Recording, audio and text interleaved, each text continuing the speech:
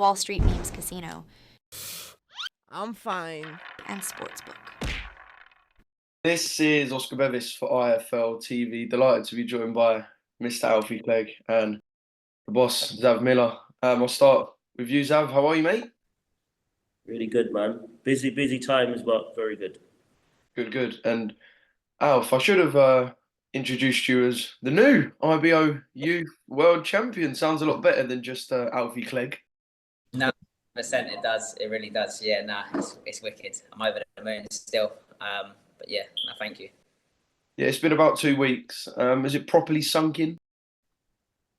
You know what I said? I said to everyone for the first few days, it didn't really sink in because where we'd had a long camp and we've been working on stuff and we've been working hard. I had the ankle injury, Zav pushing me to my limits and stuff. When I won it, I was like, this is mine. It weren't like winning a lottery ticket. It weren't like that sort of buzz at first. It was, this is mine. I've earned this. That's it. Do you know what I mean? And then a few days later, I was like, oh, I'm the IBO U4 champion. So it sunk in a few days later. Zav, obviously you've won a lot of titles with fighters in your career. And I guess titles, especially the maiden title for fighters, just kind of a bit of reassurance that, I'm going in the right direction. Is that kind of what it felt like for you and Alfie on this journey? Yeah, I'm a big believer in winning these sort of junior or youth titles and building a relationship with a governing body. I think it's a good thing. You start working towards a world ranking. There's many different ways to get to the top. This is another route. So we've got a lot of options now. And with Alfie being 25, it was the smart choice to go for this belt first, because otherwise it'd be too old to go for it. And now we've got opportunity to go for other belts. So Dean's done on Black Box has done a really good job building Alfie on his platform. And for Alfie to win his first title. First time of asking is it's a big deal, so I'm very proud of him, and he's done a good job, really good job. Yeah, let's talk about the fight. You fought Imani Matendo, was his name, unbeaten Tanzanian kid, sweep the fight on all 3 cards, and you had him on the deck in the 10th. For those who haven't seen any of the fight at all, Alf, just kind of talk us through the 10 rounds and how they played out. Yeah, so obviously we knew he was ready, he was ambitious, and he was unbeaten himself. So Zav studied hours and hours of his footage, obviously the same way they would have done for us. And we had a plan of how the fight was going to look out. All camp, Zav did give me no good positive. He gave me positive stuff, but he didn't let me switch off. So he let me know it was going to be a dogfight, and I've got to earn this. And like he said the whole way through, this isn't given. This is going to be earned, and that's what we wanted. We wanted to earn it. So when we win the title, we didn't get a step over. We didn't win it by just beating the nobody. We've beaten an undefeated fighter who was game. He was ready, and he was there the whole fight. He was coming forward. He threw his whole, and he put his whole effort into it. He come to fight. And yeah, listen, it was my first 10 rounds. The most I've done is 6, so it was a good step up. Good few camps with Zav. I've come off the ankle injury. We've been working on so much more. Zav's got my defence tightly better, and he's improved my skill set a lot more. Rather than just boxing on the back foot, I was throwing body shots, we're slowing him down, we're wearing him down, and it played out exactly how Zav thought it was going to play out, and it was a real good, tasty fight. And he was actually ranked higher than me by like 80 places in the world rankings at the time. So it's good for me as well, because I had the more fights, but he was the one ranked higher. So it was a real good matchup. We done really well to get that matchup at this time. It was good. Do you know what I'm hearing, Zav? You bust his bollocks in this camp. You bust his bollocks. That's what I'm hearing. Well, to be honest with you, I know a lot of coaches, they all like to scream film study. I'll be honest with you, I don't really know any coaches that don't. Anybody who's promoting film study, all boxers study footage of fighters and break it down. We've got our own team. Me and Nick have been doing film study since we've had these guys as amateurs. We do it in sparring. You're breaking stuff down, sending fighters video footage, saying, listen, this is what you've done wrong. Next time you come, we spar again. Even if you're sparring the same guy, you've got to make adjustments. So this is normal for us. This fight again, spent a long time looking at this guy, me and Nick, and the fight played out exactly as I thought it would. I thought Alfie was outstanding. He got his second wind. started pushing the guy back, and then the body work was really good. And when I met Alfie, I mean, this is I think our second or third fight together. And when I met him, I did say to him, he's a good boxer, but you need a pro style. If you want to go all the way in the pros, you're going to need a professional boxing style, and that's what I've tried to add. And to be fair to Alfie, he's embraced it. And like I said, with a boxer and a coach, you have to be, in sync. The coach the boxer has to believe in the coach's philosophy, and that's what Alfie's done. And he's come out with the belt. And we're just looking up now, looking for some meaningful, interesting fights. So there's going to be some call-outs today for sure. Okay. Well, I won't get there yet, but I'm looking forward to them. I'll talk to you about the moment you knew you'd won the fight. I mean, obviously, when the final bell's gone, barring an absolute blunder from any judge, the fight was yours. But just that moment when they announced you as the winner, and I remember we spoke after the draw that you had, and kind of said about the disappointment there. We spoke at a press conference where you were unsure if the fight was going to go ahead a couple of months ago. You mentioned the ankle injury. All of this kind of build up. Mention or talk to me about the moment. It all just kind of happened for you, and they announced Alfie Clegg as the winner. You know what? Listen. I come back boxing. Obviously, my first pro fight in 2022 or 2021. I had 5-6 years out of boxing. I come from being overweight. Like I said, I got bullied when I was younger. Then I turned into someone who started hanging around the streets, and I was smoking. I was doing all the wrong stuff. And then since I come back and started working back to where I am, I've manifested this. I've believed in my skill set as well as myself. I put a lot of. Listen, I've not earned nothing of boxing yet, and everything that I've earned, it goes back into me as myself. I'm investing and betting on myself. So that these camps and stuff, where I'd manifested it so much, and God willing, praying and dreaming and visioning it, it was like I said, I've said it before. I'm just living what's already been written. So I believe that much that this has already been set for me, and I'm just living it now. It's just living it out. So it was just when that bell went, I know that now I'm the IBO U4 champion.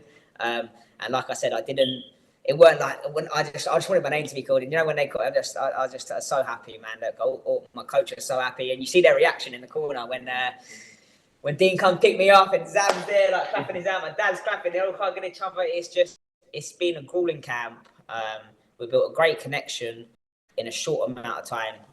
Like I said, I speak to Zam on a daily basis, speak to Dean on a daily basis, and we're a family, and that's how it should be. I feel so comfortable around these guys. I trust them with my life, and that's what it is. I'm in that ring, and it's my life on the line. This is boxing. It's not a game. And this is what coach said. And the whole way through the fight, he was strict on me. He said, he didn't give me no time to switch off and go. Because he knows in sparring, he watches me in sparring. So he knows in sparring, if he goes, oh, you've had a great round. That next round, sometimes I come out and I do pants because he's giving me criticism and I think, it's all right, I can slow down a little bit now. But he was tough for me.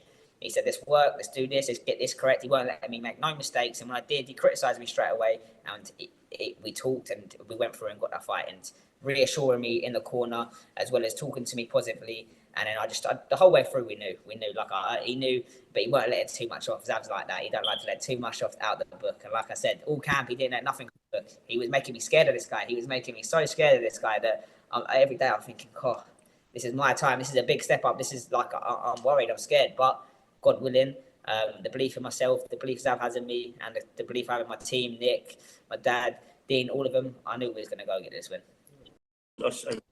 Just to add to that, I mean, a shout out to, Casey and Nick in the corner as well. Yes, Casey Kinder, 100%. Casey's known Alfie a very, very long time. So, when I joined the team, it was all positive. We knew exactly what we were going to do. We both spent time training Alfie for this fight. So it's not just credit to me, it's credit to him as well. 100%. Now, Casey and Nick, it's very uncomfortable for me to be in any corner about Nick because we built the gym together. So when Nick's there, we bounce off each other. We're watching the fight live, and then we're talking during the round, and then when a boxer comes back to the corner, we know exactly what to say to that boxer, and it's very, very organised in that corner, and I like those kind of corners. I'm not into the shouting and screaming. I like the fighter to be given clear instructions, let the fighter sit down and recover. I know a lot of guys like to scream and shout and motivate their guys. Like me as an ex-boxer, I personally didn't like it. I'd rather just be given clear instructions. So, and Alfie, you've got to look at the boxer's character as well and how they're going to respond. Alfie responds well to clear instructions. So, yeah, I mean, pray respect to Nick and Case on this day. The corner work was really, really good. Zav, Nick, and Casey is in my dream team, and like I said, I've been working. Zav comes from Wembley, Neasden. He travels down here. I'm in Guildford, so he don't just make me travel to his gym every time. He travels down here. Okay, he comes early mornings like this, travels in the traffic, and says, "Do you know what? Today I'm coming to you because he gives you a little bit less stress for driving."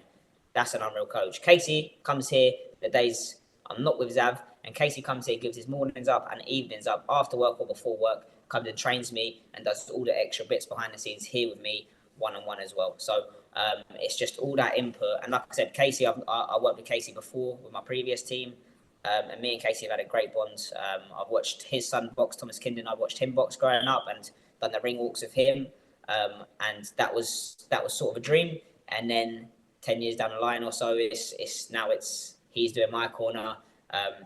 Like I said, with Nick and Zav, and it's just we've got such a great team. Zav, Casey, and Nick. Like I said, it's like they're my second fathers. Like I look at them all as family, and I could talk to them about anything I want, and they're just a great team, a real good team we've got going on. I love it. Love it. It is a team effort. So shout out to everyone involved in the journey. I guess now big things to come. The domestic flyweight scene has had a fair bit of action of recent. So I guess now the floor is yours. Talk to me. Have you got any names in mind? I'm sure there's people who want to hunt you. You've got a target on your back now because you've got something people want, right? So I don't know. There's options. Not just domestically, world. I mean, got a youth world title now. It's not just about domestic level fights. I'm talking about world title fights. Alfie's got a unique skill set, and I'm looking for him to start building, working his way up to big fights. I know Eddie at Matrim's got a couple of victims there that I know Alfie could Victims, I love it. We're straight in there, victims straight off the bat. Those who they are, he can call them out. It's not a disrespect. It's just that if you want to be the best, you got to call out the best guys. Of course. We want that work, but I'll leave it to Alfie. Like he knows his division really well, and he knows the names that he wants, and that's what we're going to work towards. Alf? Yeah, we're working. Listen, like I said, I've always call been... the names, man.